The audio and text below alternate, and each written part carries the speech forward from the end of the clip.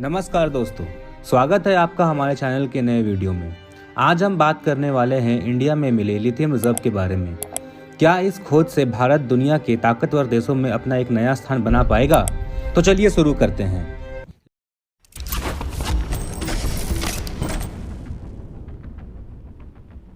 Lithium की कहानी आज से 2 दशक पहले 1999 को शुरू हुई थी, जब जियोलॉजिकल सर्वे ऑफ इंडिया ने लिथियम डिपॉजिट के होने की बात कही थी। इसके बाद कई सालों की एक्सप्लोरेशन रिसर्च और रियासी डिस्ट्रिक्ट से लिए गए फिजिकल और केमिकल सैंपल ने ये रिजल्ट दिया जो आज हम देख रहे हैं। जियोलॉजिकल, जियोफिजिकल और जियोकेमिकल रिजल्ट को कैलकुलेट करने में G4 स्टेज से G3 स्टेज तक आने में हमारे देश को 20 सालों का टाइम लग गया। The geological survey of India ने पहली बार भारत के जम्मू कश्मीर के सलाल हैमाना एरिया में 5.9 मिलियन टन्स के लिथियम इन्फर्ड रिसोर्स G3 की घोषणा की है। इसे इन्फर्ड रिसोर्स क्यों बोला जा रहा है? इन्फर्ड रिसोर्स से ये मतलब है कि वो रिसोर्स जिसके क्वांटिटी, ग्रेड और मिनरल कंटेंट अभी एस्टिमेटेड हैं और ये लो लेवल कॉन्फिडेंस से बताया गया है। ये जानकारी वहाँ के लोकेशन से लिया गया है, जैसे कि आउटक्रॉप्स, ट्रेंच, पिट और ड्रिल होल से। हो सकता है कि ये लिमिटेड या अनसर्टेन क्वांटिटी के भी हो सकते हैं। ये report United nation international framework classification for reserve and resource 1997 पे बेस्ड है। क्या है UNFC 1997? UNFC 24 अक्टूबर 1945 में स्टैब्लिश किया गया था UN economic commission for Europe के लिए। ये हमें एक सिस्टम प्रोवाइड करता है क्लासिफिकेशन और रिपोर्टिंग का रिजर्व और रिसोर्स ऑफ सॉलिड मिनरल्स के लिए। UNFC minerals and energy asset का ट्रांसपेरेंसी एंड कंसिस्टेंसी को प्रमोट करता है और साथ ही ये ध्यान रखता है कि सारी इन्फॉर्मेशन का यूज होता रहे। UNFC 1997 के अकॉर्डिंग किसी भी मिनरल डिपॉजिट एक्सप्लोरेशन के 4 स्टेजेस हैं। पहला स्टेज है G4 यानी कि उसका परीक्षण। दूसरा स्टेज है G3 जो कि है प्री एक्सप्लोरेशन। तीसरा स्टेप है G2 जो कि है जनरल एक्सप्लोरेशन और अंतिम स्टेज है G1 जो कि है डिटेल्ड एक्सप्लोरेशन। इंडिया में मिले लिथियम रिजर्व को अभी G3 कैटेगरी में रखा गया है।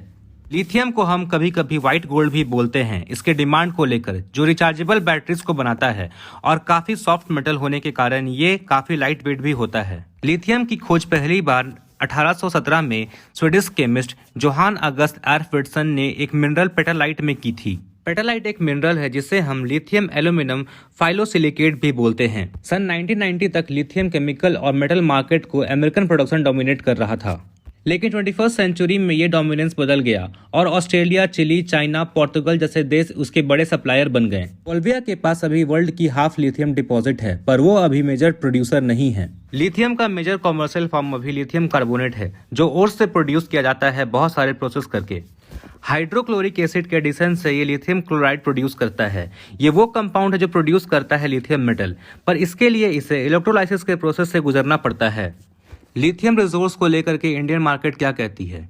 रिनॉन इंडिया, जो कि गुजरात की एक lithium ion battery manufacturer company है, उसके मैनेजिंग डायरेक्टर आदित्य विक्रम ने बताया है कि अगर रिसोर्स इंडिया में मिलते हैं तो बैटरी की प्रोडक्शन कॉस्ट 5 से 7% तक कम हो सकती है, जो कि आज के लिए इंडिया का डिमांड है। Mobile phone, laptop, camera, electric vehicles, ये सब चीज़ लिथियम पर डिपेंड करती है। साथ ही ये नॉन रिचार्जेबल बैटरीज वाले चीज़ जैसे कि पेस मेकर, टॉय, क्लॉक्स में भी यूज़ किया जाता है।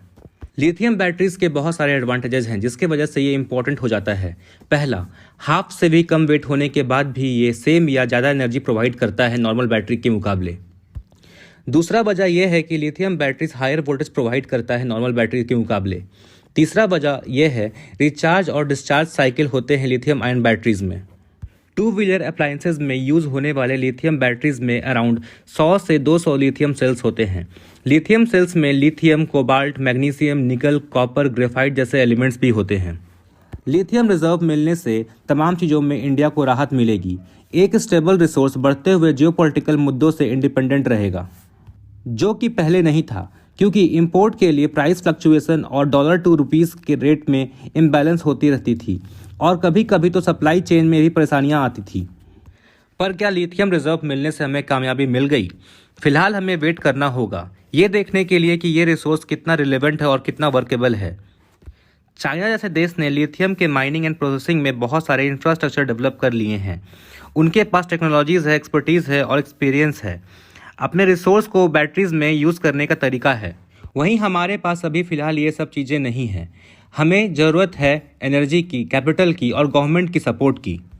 एक रिपोर्ट के हिसाब से रियासी में मिले रिसोर्स दूसरे मिनरल्स के साथ मिक्सड अप हो सकते हैं, जिन्हें प्रोड्यूस करने में बहुत ही चैलेंजिंग होगा in terms of cost and technology. वहीं इंडिया ने दावा किया है कि वो अपने एमिशन को साल 2070 तक नेट जीरो कर लेगा। उसके लिए ज़रूरत है लिथियम रिसोर्स की, खास करके ऐसा क्रिटिकल कंपोनेंट जो अपने इलेक्ट्रिक व्हीकल्स के लिए बहुत ही ज़रूरी है। साथ ही the central electricity authority of India ने कहा है कि देश को 27 gigawatt grid scale battery energy storage system की ज़रूरत है 2030 तक, जिसके लिए भारी अमाउंट में लिथियम की ज़रूरत पड़ने वाली है। उम्मीद करते हैं आपको आज का वीडियो पसंद आया होगा। ऐसे ही नए नए टॉपिक्स के बारे में जानने के लिए हमारे साथ बने रहें। धन्यवाद।